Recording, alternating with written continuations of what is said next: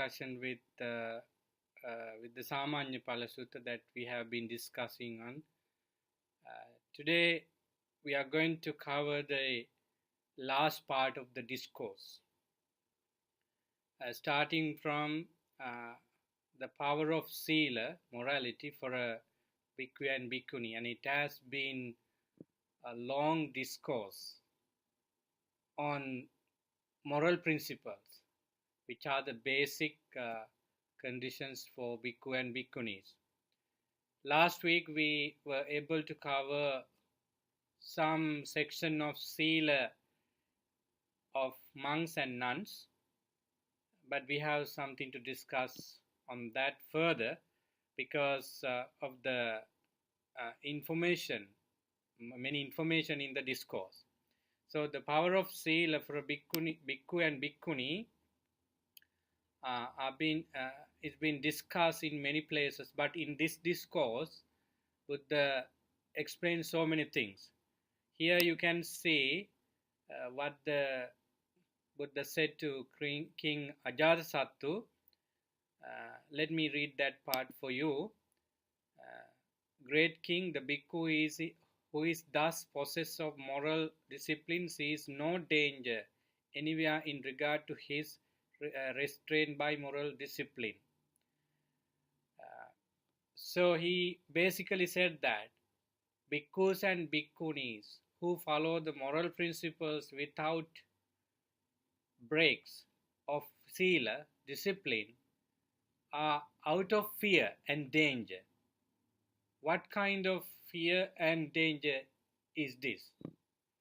This is the satisfaction they have, and they can go to any monks and any community of monks without any fear. Let me explain this in another way. If you break any principles, you are afraid of accusation, right? You are afraid of losing your good names. That is one of the severe thing that one could experience. If you are accused by sexual assault, right, you are in physically as well as mentally in a very desperate situation. We know that what happened in the US these days, right? So even if you didn't do that, when accusation comes, you are mentally upset and stressful. So bhikkhu or bhikkhuni, when they are fully following these principles, they are out of that fear and danger. They have a mental satisfaction that I am free and good and wholesome. So when monks and nuns adhere to their principles, that is one reason for them to attain samadhi, concentration. That's why the sila is called samadhi sangvattanika sila. It means that sila is the foundation for gaining concentration. So the level of your morality is 5 principles. It could be 8 principles on particular days. If you practice the 5 principles as they are explained, that is enough for you to get into samadhi level with the right practice, right instruction. I took some except from another discourse which is very good for the context. That is from Anguttara Nikaya. What is the purpose of skillful virtues? What is their reward? So we discussed the purpose of 5 principles, 8 principles, and any set of principles. It is said in the discourse that thus in this way, Ananda, skillful virtues have freedom from remorse as their purpose. The first reward or the purpose of sila is to be remorse, worry, anxiety. Avippatisaryo hoti. So when you practice principles, you are away from worry, remorse, anxiety, problems. How? Let's take an example. If, if you abstain from killing, harming living beings and practice compassion, how good it is. You are in happiness. You you become away from negative side of that principles and come to the positive side and develop it further, making friends. It is giving security to the society because you are not doing any harmful things for other living beings. Then you are away from stealing and practice generosity. You are away from uh, sensual and sexual misconduct and practice good things, celibacy, or you become lawful and loyal to your partner. Abstain from telling lies and unnecessary things and speak the truth and kind and compassionate words.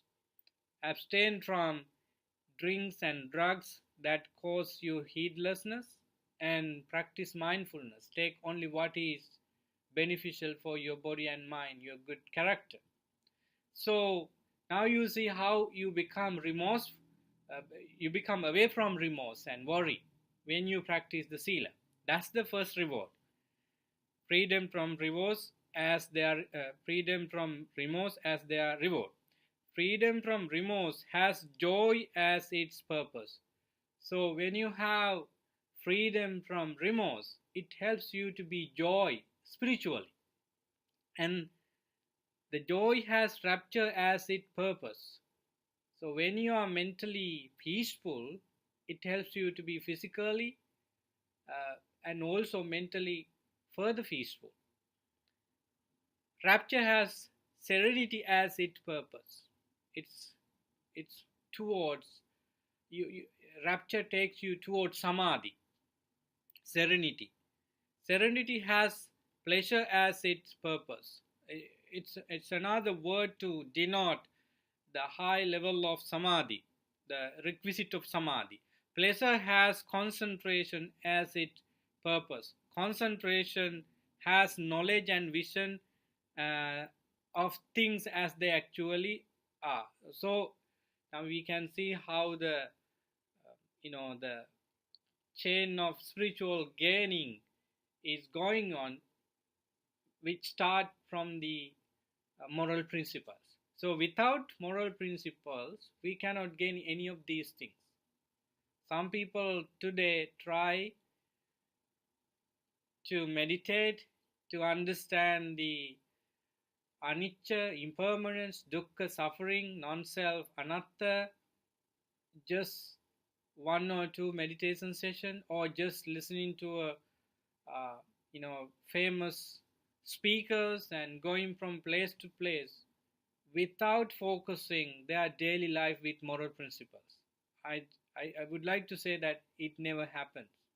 There may be some results, such as you understand some concept in meditation, or you may have some approaches to some teachings, but you need to complete the moral training principles in order to make your path to peace and happiness accurate. Unless you cannot, you may stay in the same place, you may have a lot of problems that are unsolved because moral principles are not practiced well. So yeah. So you asked a question? No. So that's what we can say from the discourse from Anguttara Nikaya. So when we now go to the next things Buddha emphasize as the fruit of contemplative life, it's restraining the sense faculties. So when you follow the 5 principles, you are basically cleansing your mind from couple of wrongdoings and practice some good things. Restraining the sense faculties is higher than that. It means using eyes, ears, nose, tongue, body, and mind as supposed to cultivate concentration, mindfulness, and so on. Let's see how the Buddha and the king conversed on that. How, great king, does the bhikkhu guard the doors of his sense faculties? It is good that you become a monk or nun at the monastery. That doesn't mean that you complete your training. You have to use your eyes, nose, and every senses to support your training further. Having seen a form with the eye, the bhikkhu does not grasp at the sign or details. Since if he were to dwell without restraint over the faculty of eye, ill, evil, unwholesome states such as covetousness and grief might assail him. He practices restraint and guard the faculty of the eye and achieves restraint over the faculty of eye. Uh, it is same as with the sound and smelling and flavor and tangible objects and mind. So basically it says that when you see a picture from your eyes, when you hear a sound from your ears, and when you use the other senses accordingly, you must be able to know what it is. It means the mindfulness is being activated just to filter the unwholesomeness. If there are unwholesomeness coming in as a result of using your senses, you need to put it away and cultivate only good things. So sense restraint, therefore, is a meditation that is done in each posture. Now you do that. Sense restraint, listening carefully just to pick up points of Dhamma for your daily practice. Suppose you go to a speech, public speech, and you try to be mindful about listening. So it has some sense of this meditation, sense restraint. So as a bhikkhu and bhikkhuni who got into the monastic life need this very much in order to cultivate the rest of the principles that we are going to discuss. So without sense restraint, there won't be any difference between monks and nuns and lay people.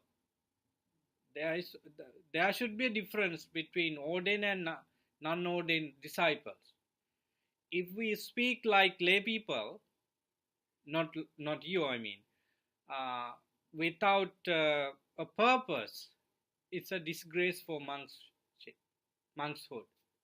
We should be able to know what I am talking, and the best words selection should be there, because we hold a great teaching in the community, and if we did something wrong, lay people may criticize that these monks are supposed to be good in every ways, but they are not able to talk very well, right?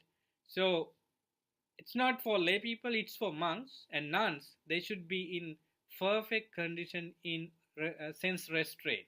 If not, there won't be any person to take them to the court, but they accumulate demerits, and that helps for them to stay in the same place without any progress in the noble Dhamma and Vinaya. So this is this is one of the very important section of the Sila for Bhikkhu and Bhikkhuni, sense restraint. In another discourse, there is a great simile that we should remember. I put it here because it is important. Just as if a person catching 6 animals of different ranges of different habits were to bind them with a rope, strong rope. So in this simile, Buddha gives 6 animals: a snake, a crocodile, a bird, a dog, a hyena, a monkey. These are the 6 animals. So if we tie these 6 animals into one strong rope, what would happen after that? Each animals try their best to drag the others to their place, right? So, but they are unable to do that because the rest of the animals try to drag each other to their own places. So at the end, what happened? They all become tired and lie down on the place. So everybody at the end is unable to do whatever they want to do. That's the simile. So Buddha asked monks and nuns to tie their 6 senses with one strong rope in order to follow the noble teaching. What is that one rope? It is mindfulness, sati. Perfect attention to sensory experiences is called mindfulness there. Isn't that important for us as lay people? Of course, yes, in my view, because problems start from these 6 senses. Let's take some problems that you have for weeks. If we are going to see the roots of these problems, we can find that it is because of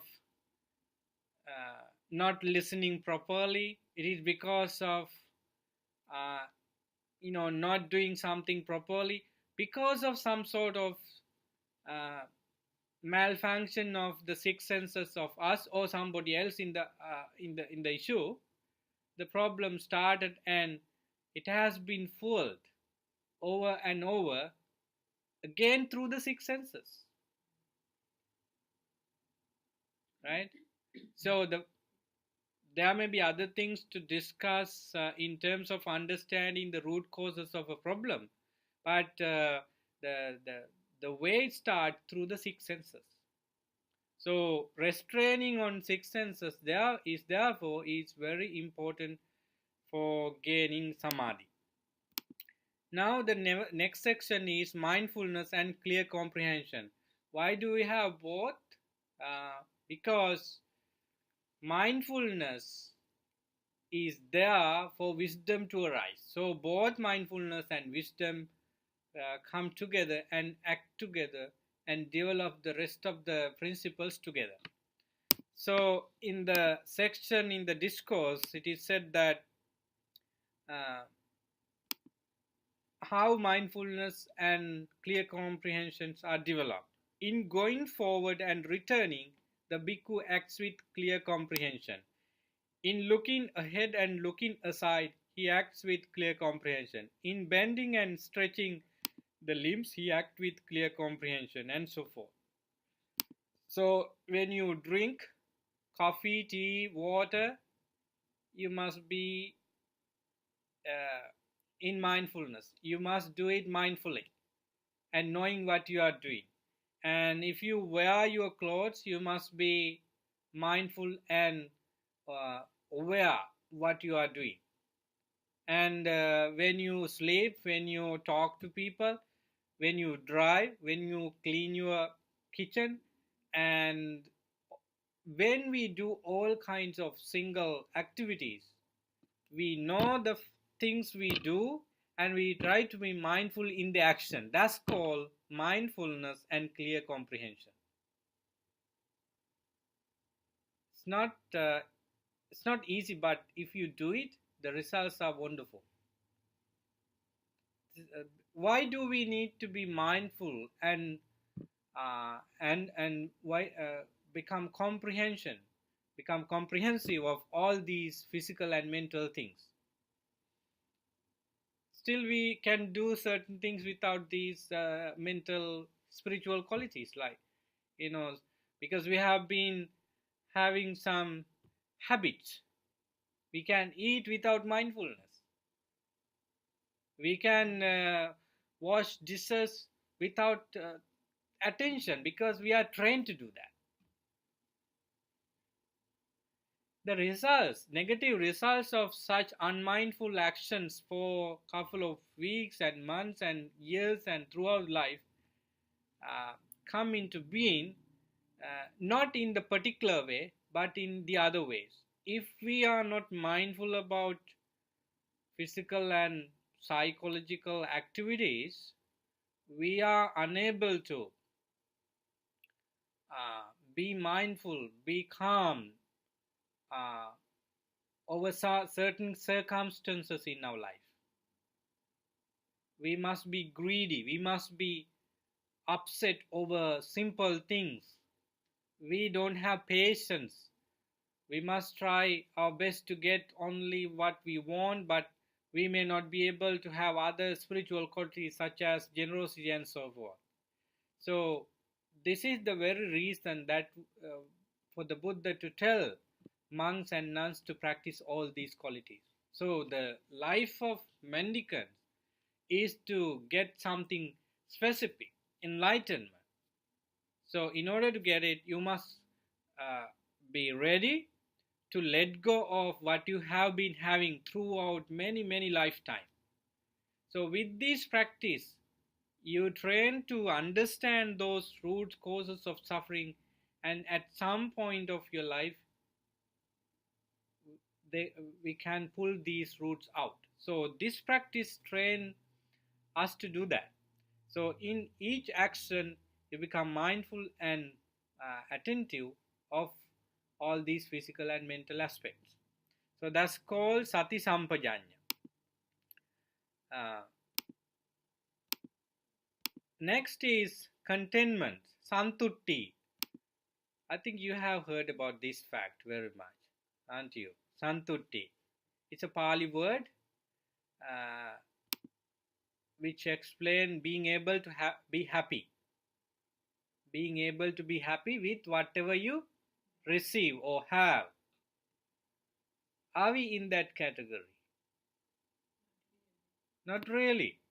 Suppose you go to a shopping mall to buy a particular shirt or a sari or a trouser, whatever. So there is there is couple of which is close to whatever you thought. Are you still happy to buy it? Or go to 100 kilometers, for another shopping mall, and so you get it. Or let's take another example. You don't get a good food for a couple of days. Are you able to be happy with the food you get? Suppose they are not so tasty, and the one who cooks cannot cook well. The one who cooks try his or her best to cook, but you don't get the dream food you want. Are you be able to happy? If you are not happy, that's because you don't have this quality, santutti. So the monks and nuns who vow themselves to be free from suffering should have that quality. They beg for food, and they collect, in those days, they collect pieces of clothes to make their robes. Therefore, they cannot look for better robes. They should accept whatever they receive. And so the places they had to sleep were maybe under trees or places where there is no much facilities. So how about if they look for luxurious thing?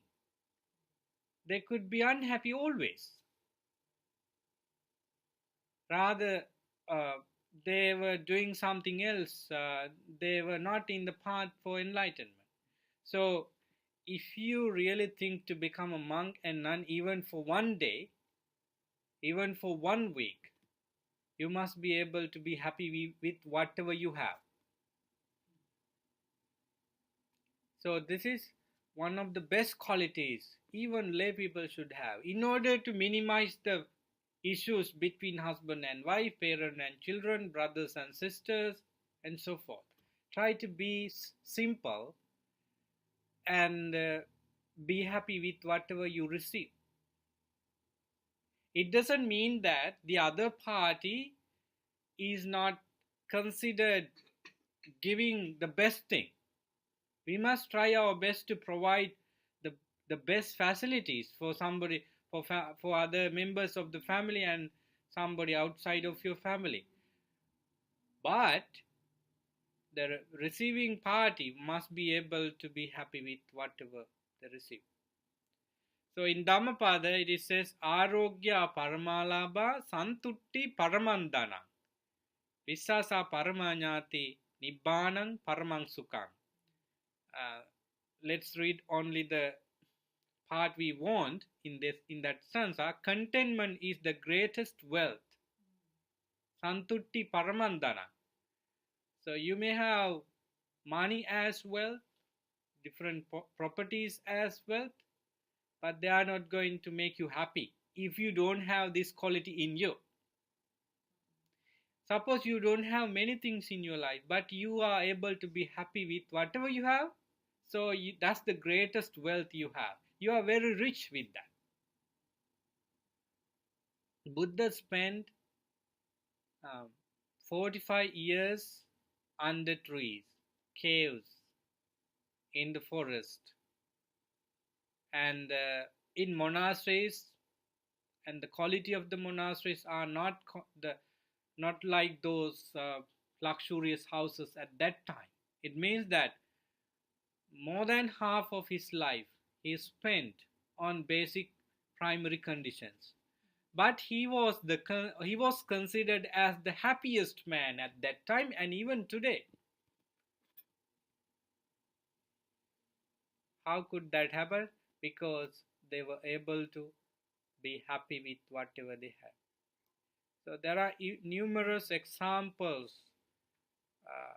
evidences from happy people about this contentment.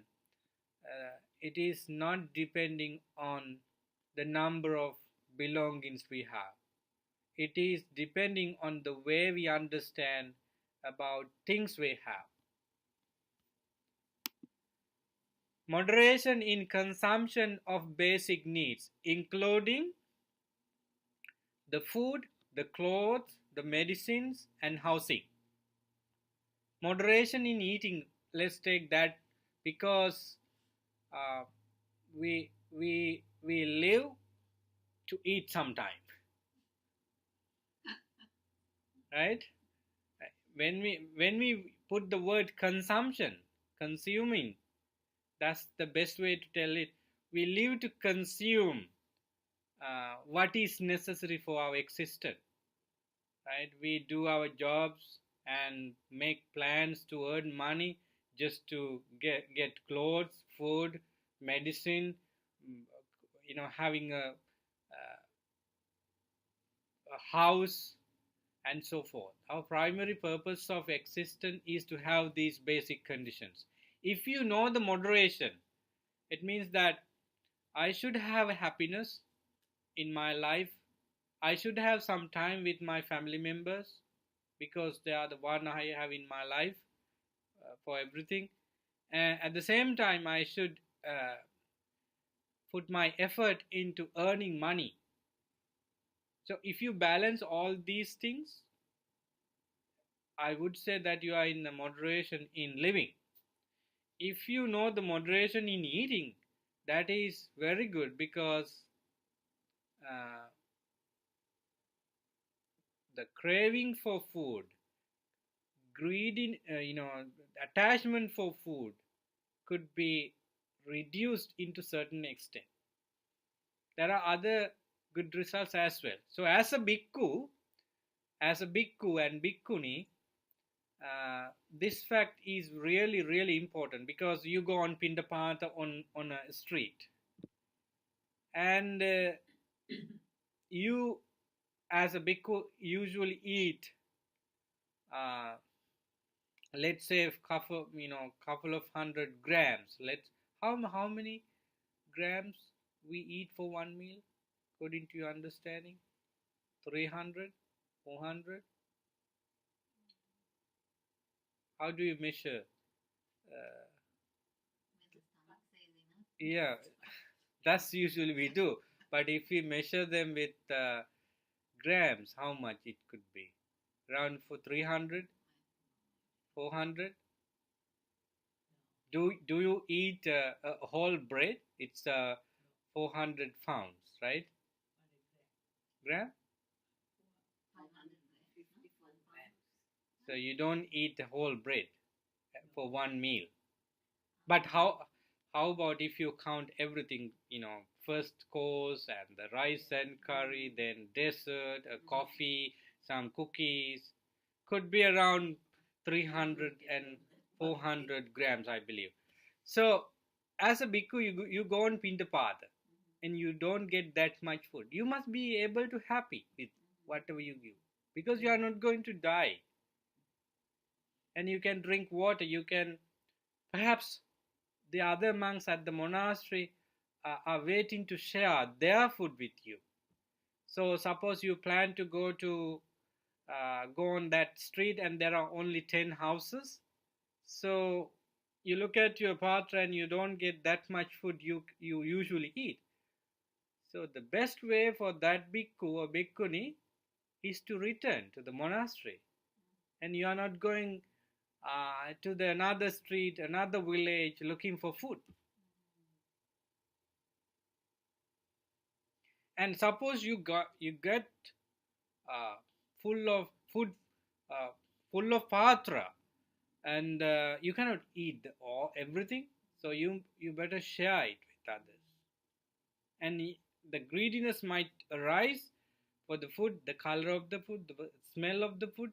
At the same time, you should have the other qualities coming in and shape that greed. And that's how you find the moderation. And the number of meals you eat is also included. So for a bhikkhu and bhikkhuni, eating one meal was the moderation at the time of the Buddha, but today we have the breakfast and the lunch. Actually, if we eat one meal with full of nutriments, that's enough for the survival. If you don't do hard jobs like heavy works, just one meal is enough. So we have to find the moderation because this is one of the statement in a discourse. So if you speak of simple food and follow it, that is one of the good things for bhikkhus according to Mahakassapa.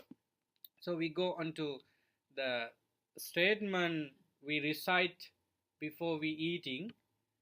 You see that wise reflection with food and consuming by a monk. Patisanka yodiso pindapatang patisemami. I eat this food.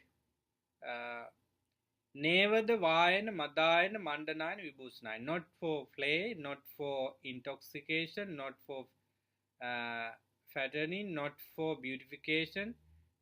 Yava deva imassa kayasa titiya. Only to maintain this body. Yapanaya, to stay alive.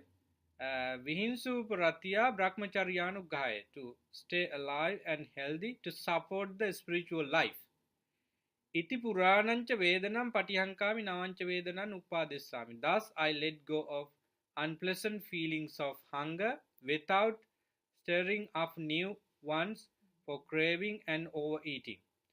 Yatracha me bhavisati anavajyatacha pasuviharochati. Therefore, the process of life goes on blameless, at ease and in peace. This is the reflection monks and nuns should have when they start eating and when they are eating. Even after the eating, they should have this reflection.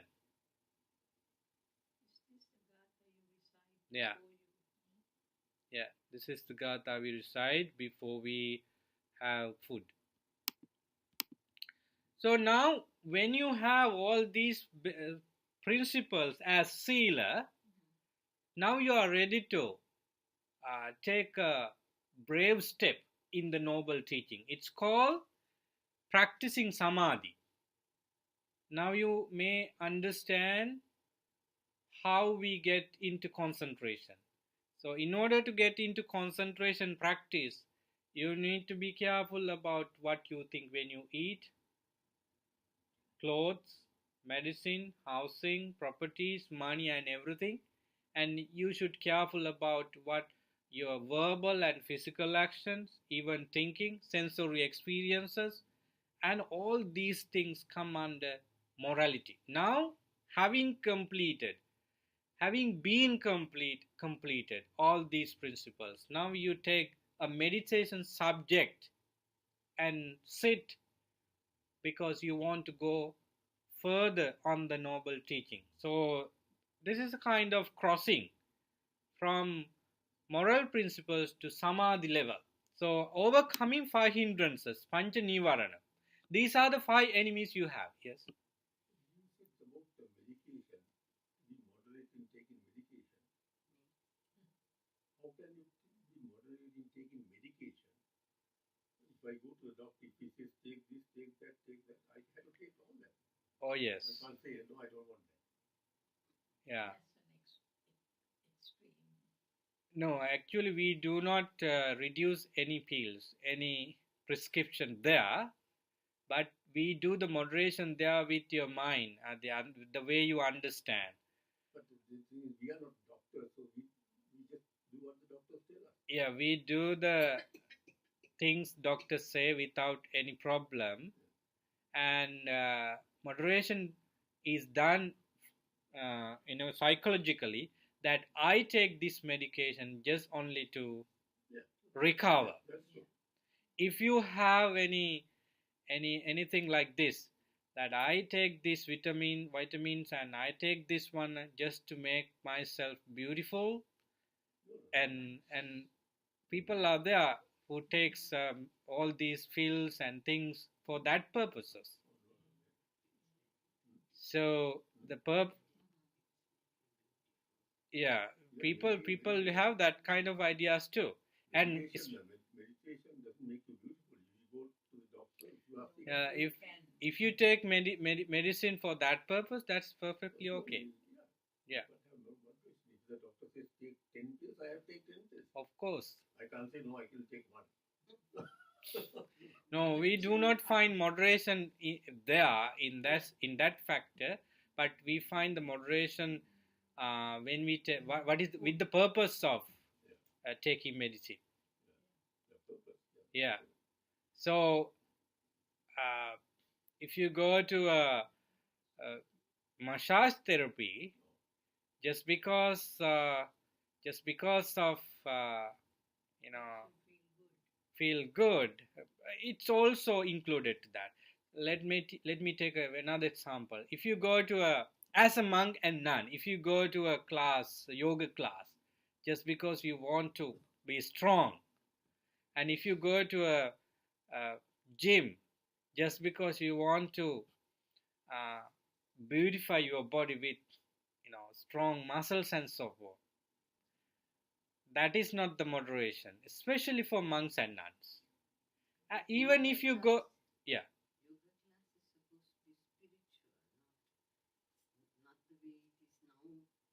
Yeah, it started for a spiritual purpose, but I'm not sure that people go for spiritual purposes. Mostly they consider the good physical health out of that, which is also good.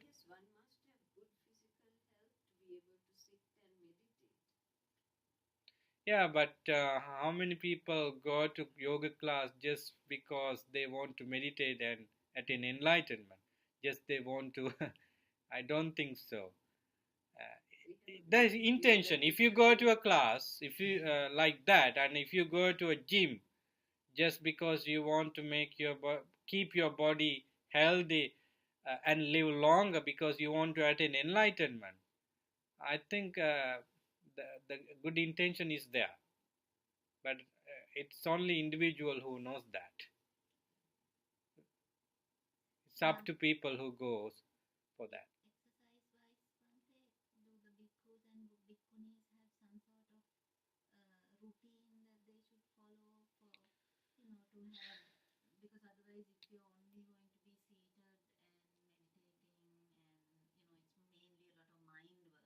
Yeah.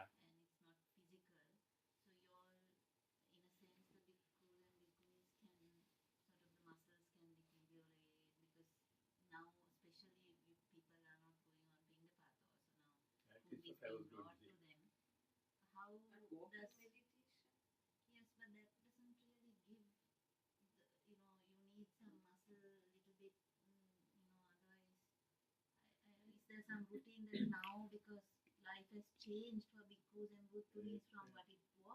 Yeah.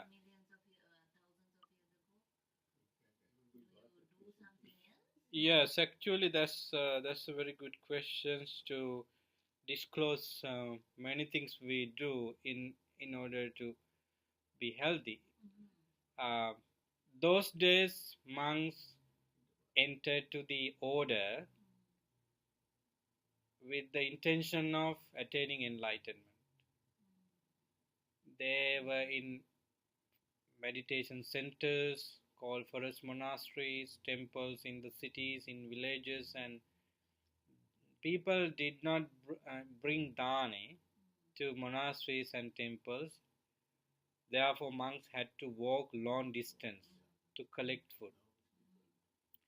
They were doing household things such as cleaning the rooms and the compounds and helping uh, the members of Sangha for the same purpose, which makes them uh, having enough exercise. And they had only one meal for the day. So that balance to have a better, cycle of consumption.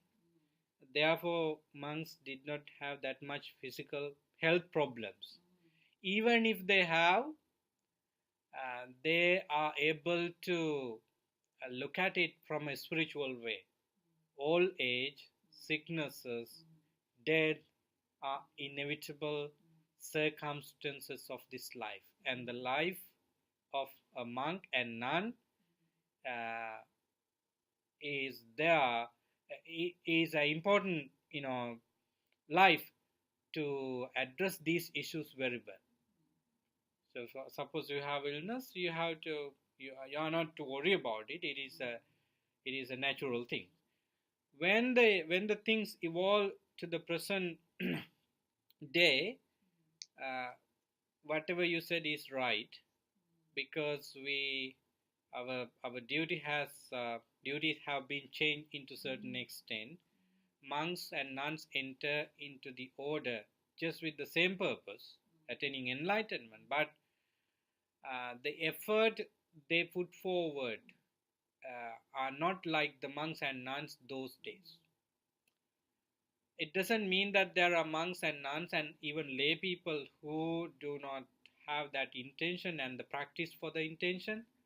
There are, but the level of practice, the way we practice, has been have been dramatically changed.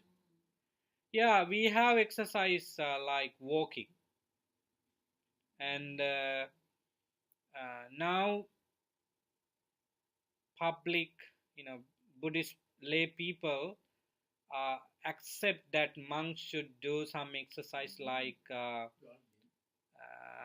it could not be a it could be a regular exercise if they do it throughout the year, but walking on a treadmill, right, and walking outside for 30 minutes on daily basis and not eating unhealthy food. People are talking about these things. In Sri Lanka, the Ministry of Buddha Sasana published a list of food that lay people should offer for monks a couple of years ago. And monks and even lay people openly talk about the way monks should eat and but not exercise in Sri Lanka, unfortunately. Doing exercise except walking are not accepted culturally, socially in Sri Lanka.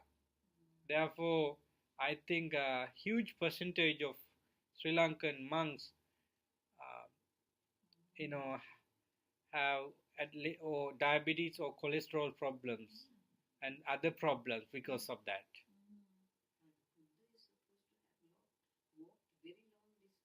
Yes, yeah. Between cities and villages and so forth. And walking meditation is prescribed as one of the physical exercise. There is a particular discourse called Samannaphala Sutta, and there are 5 good results of walking. Therefore, Buddha asks us to meditate on walking posture just because of 5 reasons. One is uh, the food you eat digest well, and sleepiness might go away. So then there won't be illnesses because of the physical exercise. And the concentration develops in walking meditation is stronger than the concentration in sitting meditation, right? The whatever, because you put your attention to the walking posture, and also the other things you need to consider. That's the area you focus while moving your body. You need to remember the steps you walk, right? And you need to be balanced with your walking, manage the speed of walking, and then at the same time you take care of physical and mental aspect without going into greed, hatred, and ignorance, right? So a lot of things are there to consider in walking posture than in sitting posture. So the concentration level is so stronger there, and that helps for some monks and nuns to sit and meditate longer. So walking meditation is prescribed after sitting meditation. Then you can sit longer. So walking meditation is one of the way of physical exercise for monks and nuns. If they are not able to find a treadmill or any regular work at the monastery and so forth. So yeah.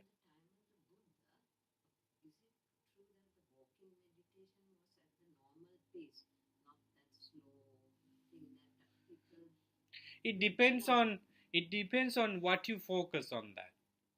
Suppose you want to focus each and every single steps and related physical and mental happenings, you better walk slowly. But there is no indication in Satipatthana discourse that you maintain a level of speed. It's up to monks and nuns and lay people to maintain their speed. In my understanding, you do not walk too slow and too speed, too faster, but maintain a moderate level in walking meditation as the way you could focus yourself. So if you go to a forest monastery, you see the walking path built with 2 strong, uh, stone on both sides, and usually the commentary says that 25 paces should be there for one walking path. Because if it is too long, it's not good. Your concentration could break. How do we do walking meditation?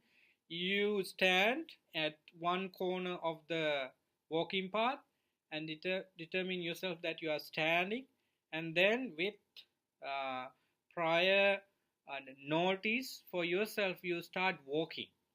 Right? I'm about to walk now. Then walk. Not that you walk and think that I'm walking. So you, ahead of the action, you should have the mental preparation. So then that's called mindfulness, which is already started for the action, physical action you do. Then you slow, walk in a moderate speed, facing yourself a couple of feet ahead, and then your hands are keeping in the way you can balance the body, stand body, move, and then so forth. So that's one of the exercise. And apart from that, cleaning the compound with broom make you enough exercise every day, twice, 2 times of the day, in the morning and in the evening. So today we don't have any such things, but we have a very heavy vacuum cleaner, and we do it once a day, and yeah, every day we do it. This is a public place,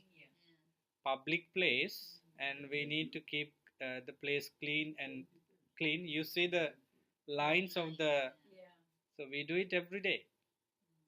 Again, it's mindfulness. If the house is not that dirty, you don't have to do it. You have to be mindful. Yeah, if the house is not clean, we do it. If the house is clean, we don't do it. But this place is a public place. Every day we have at least 10 to 15 people coming in, and for sure we have to vacuum that area every day. And this area is, if you walk, you have footprint, and if you walk too many, this area is not nice. We think that it's not nice for the Buddha, so we do it every day, even if there are no dust. Your rooms, you don't have to do it that often. Yeah, we do it once a week. Yeah. So back to walking, you said okay, now said first mindful that I'm going to walk. So that means after every step also you are going to. If you truly focus on each and every single physical and mental aspect, you may do that. Yeah. Otherwise, you may focus only the posture. Here in this action, the posture is walking posture. Yeah. Suppose you get out of your house to walk out, and you remember, I need to be mindful about my walking posture. Then you just keep only this thing, that I am walking. That's all you need to do, because you walk faster, and you cannot think too many things at the same time, because when the physical body is moving faster, there is no ability in our mind to focus every single changes of the body. Just keep that the thought that I am walking. In the discourse, it said the same thing. Gacchanto va gacchami iti pajanati. When you are walking, just be aware that you are walking. That's all. I didn't do the walking meditation. Many people don't do, because you have a cell phone in your hands. You may call, No. and you may have people around. You may be talking while walking, and you may think of cooking after walking, right? You may think of sorry, grocery list. So and that's how people relax. And there's dangers in walking meditation if you are not mindful. Yeah. All kinds of problems. Yeah, you may step on on something and fall down, and many things happen. And if you walk in winter, right, outside, you must be 110% mindful, just Like, because you of have to be mindful in everything that you do. yeah. Whether you are driving a car What you or said walking. there will help me. I didn't like walking meditation because I didn't know what I was doing. I was just following. No, just be mindful about the walking posture. Yeah. I am walking now. That's all you remember. That's all you keep in your And mind. for every step also you can. If you do walking meditation slowly, you are able to do that. Yeah. Otherwise, You may suppose you are walking for uh, in no 5 kilometers per hour. That speed you have. I don't think so, but let's say that. So then you have to walk faster. How could you? I have done this for experiment. We cannot focus each step. If I become mindful of one step, then I cannot become mindful of 6 7 steps, because the speed of the walking is too much for such a very deep concentration. So just keep the walking posture in your mind, and that's all you can do. That's enough actually. Suppose you walk for 20 minutes or 30 minutes and you just think about only the walking posture, your mind becomes so calm during the walking, of course, at the end of the walking. Because what? Because why it happens? Your mind does not associate anything greed, anything hatred at that time. Only thing you had in your mind is just walking. You have cut off the ways of greed and hatred, delusion completely during that 30 minutes walking. That's why rapture, pleasure, happiness, joy come into being. What did you have earlier? You said that walking past those days, 35 or It's in the monasteries. oh, okay, what is that? Haven't you seen to call it Chankamana? The special place prepared for monks and nuns, even lay people if they go to do walking meditation. Now we are talking about how we become mindful on our daily walking. So it's not a specially prepared place for walking meditation. It could be a park, it could be a neighborhood, it could be by the side of a busy road. So you cannot have that full type of full meditation type there, but you can have that mental sense of walking meditation there, being mindful about your walking posture. So we are talking about overcoming 5 hindrances. Of course, in walking in a park, this thing should be done. Overcoming 5 hindrances. Do not let these 5 enemies to come in at all. No matter where you are, they are killing you. Right? 500. We know what are 5 hindrances: sensual pleasures, ill will, sleepiness and drowsiness, restlessness and worry, and skeptical doubt. Why do we call these five detrimental, harmful, unbeneficial for us? They cover the arising of wisdom. When they exist in our mind, no signs of wisdom, mindfulness, concentration is there. Doubt about, basically anything, but doubt about sila, doubt about concentration, doubt about panya. Yeah. Suppose you meditate. Suppose you meditate and have a particular mental experience that you are not sure. Then okay, what is this? Is it happiness or is it kind of sensual pleasure? Is it good? So you may not be in a conclusive state, and then you are that mental state could cause you unhappy then, right? Doubt is a mental state where there is no decision, basically.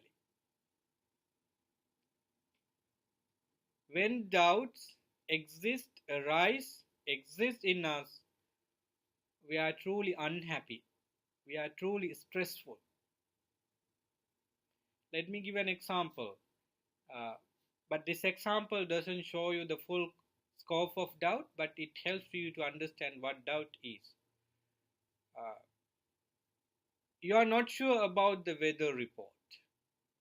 It look like raining, stormy, but it's not that much of rainy weather. And somebody else said that, oh, I heard hardly that it's going to be a really, really rainy day with lightning and wind. Are you sure? Then he also in doubtful state. Now you are about to doubt about your trips, about your driving. So, and then there are no evidences basically from the news as well, but it looked like raining, it appeared to be uh, so and so. So you are not in peaceful state, but you need to go to somewhere. We have so many experiences like that. So doubt is something like that. Spiritual doubt. This doubt, skeptical doubt, is doubt that you do not believe those things out of this life. Do you believe that you were born to many lives in the past? How do you? That's the only way you can understand logically how people are different, from each other, and happy, unhappy, wealthy, poor. That's the only way I can see that the differences are due to, Which is good. So, any other things? So you need to ask this question: Why do I doubt about the previous lives, or do I have doubts about the future lives?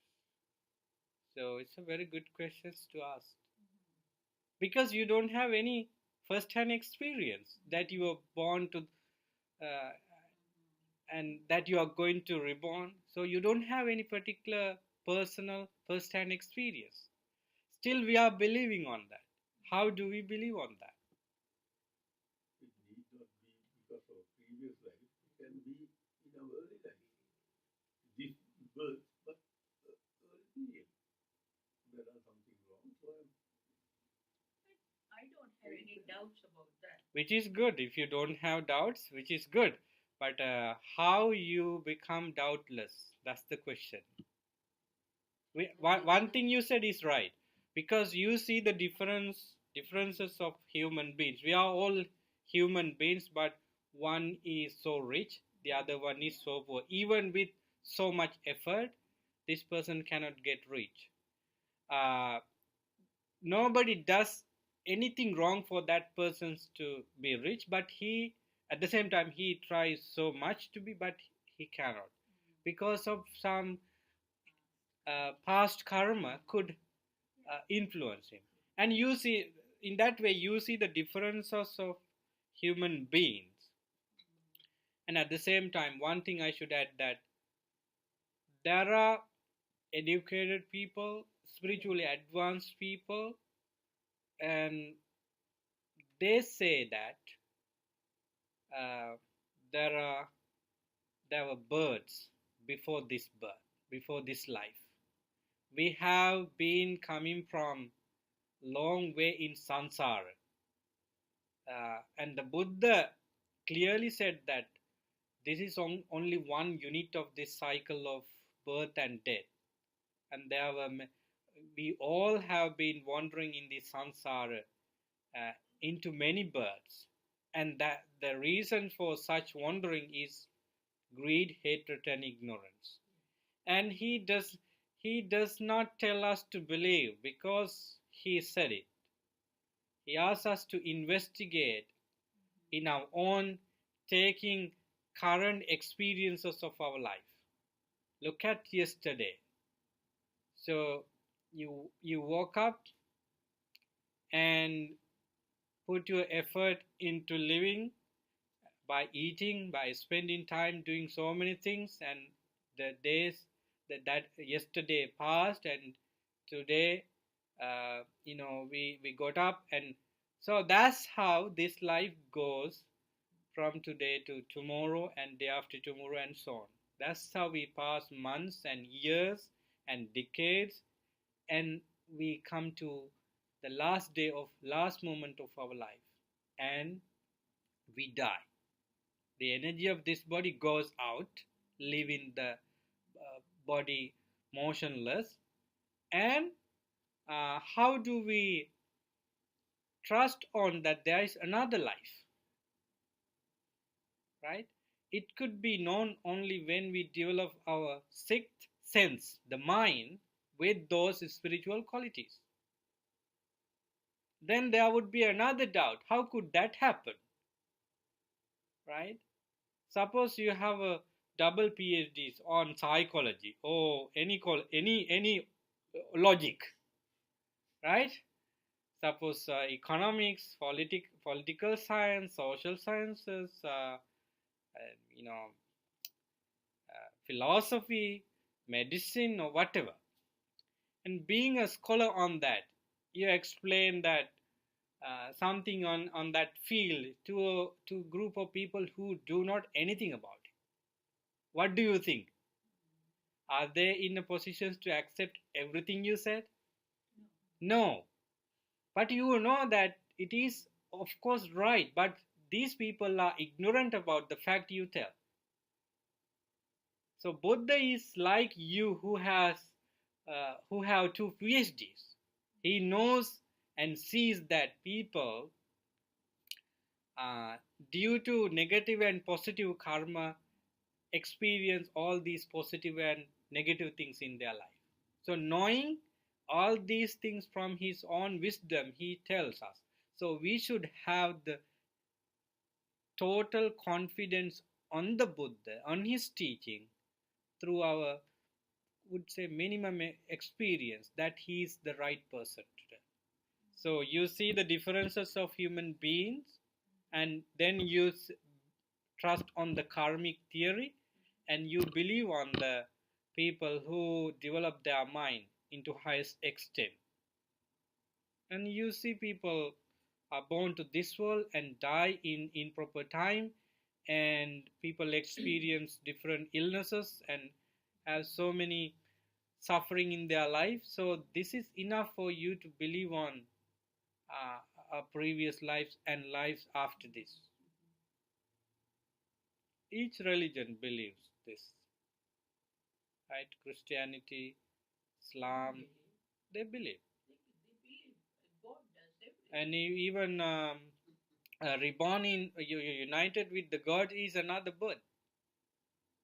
They say that God, so that's why they can suffer. I mean, people believe on next life and cycle of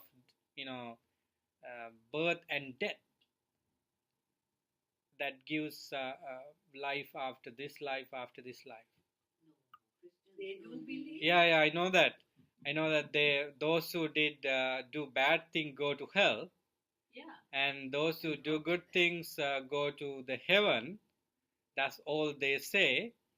They may changing now because they are more open-minded now than They have to. days. They have to.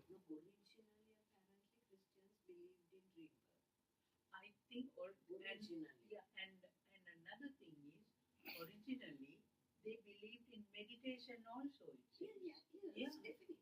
Yeah. All these 16 monks and all they That's meditate. right. Yeah. Still. Yeah, I know, but And Rosen. Yeah. What is the Sanskrit or Pali word for energy? The Virya. Pardon me? Virya. Virya. Virya comes from Virya. No, that is energy. That's what we take. That's when we die. That's what you said. Yeah, when die, when we say it in English, we could have couple of words for that. Energy goes from this body to another body, Yeah. but the other word we can use is the rebirth consciousness. You know, it's more mental. You know, anything physical doesn't go from this life to next.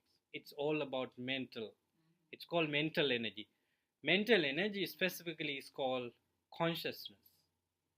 So, Is it the sum of our deeds? yeah, it includes not the deeds, the results of deeds, The results of deeds, yeah. specifically called good and bad Yeah. results.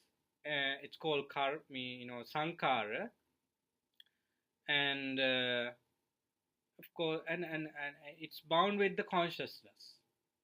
So the consciousness carries all our karma. Yes, and if we attach the vijnana to the word consciousness, yes, but Vijnana means wisdom, right? no, vinya is panya. Panya is wisdom, vijnana is consciousness. Consciousness, when we talk about the consciousness, we have categorized that the consciousness into 6 when a being lives: eye consciousness, ear consciousness, tongue consciousness, nose consciousness, body consciousness, and mind consciousness.